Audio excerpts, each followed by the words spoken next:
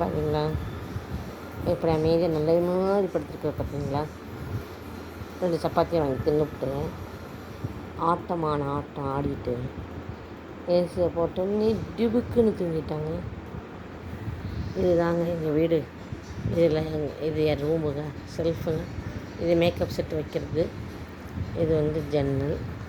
அப்புறம் இதெல்லாம் என்னோடய திங்ஸ். இதில் இருக்கிறது எல்லாமே என்னோடய திங்ஸ் தான். மெடிக்கல் ரிப்போர்ட்டு, காலேஜுக்கு கொண்டு போகிறது, அப்புறம் எல்லாமே. இது என் தங்கச்சி பீரோ, அமெரிக்காவில் இருக்கா. ஸோ நான் என்ன பண்ணுறது, அவள் திங்ஸையும் கொண்டு வச்சுட்டு போயிட்டான். அப்புறம் இது அயனுக்காக வைக்கிறது. இது ஒரு ஜன்னல். அப்புறம் இது ஒரு ஜன்னல். இங்கே தான் நாங்கள் படுத்துருப்போம். இதே மாதிரி மேலே ஒரு ரூம் இருக்குது.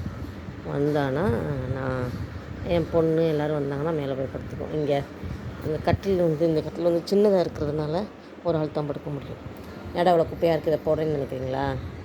பை நேச்சர் எல்லா ரூம்லேயும் எல்லோரும் வீடு எப்படி இருக்குமோ அதுதான் செட்டப் பண்ணி இது பண்ணி எல்லாம் போட்டால் அது வீடியோக்காக போடுறது யூடியூப்பில் வீடியோக்காக போட்டு அதெல்லாம் செய்கிறது நல்லது இல்லைங்க. ஒருத்தவங்க தனி மனுஷங்க எவ்வளோ நேச்சுரலாக அதுக்காக குப்பைக்குள்ளே உட்காந்துக்கிட்டுலாம் பேசக்கூடாது சொல்கிறேன். As it is. ஹோம் வேறு, ஹவுஸ் வேறு. நம்ம ஹவுஸில் இருக்கோம், சரியா? பாருங்களேன் எவ்வளோ நல்ல மாதிரி தூங்கிட்டான்னு. ஏன்னா அவ்வளோ வேட்டங்க. இங்கெல்லாம் நல்லா மத்தியானம் தூங்குவாங்க. நான் விட்டுட்டு காலேஜுக்கு போனதுக்கப்புறம். இப்போல்லாம் அப்படி கிடையாதான்.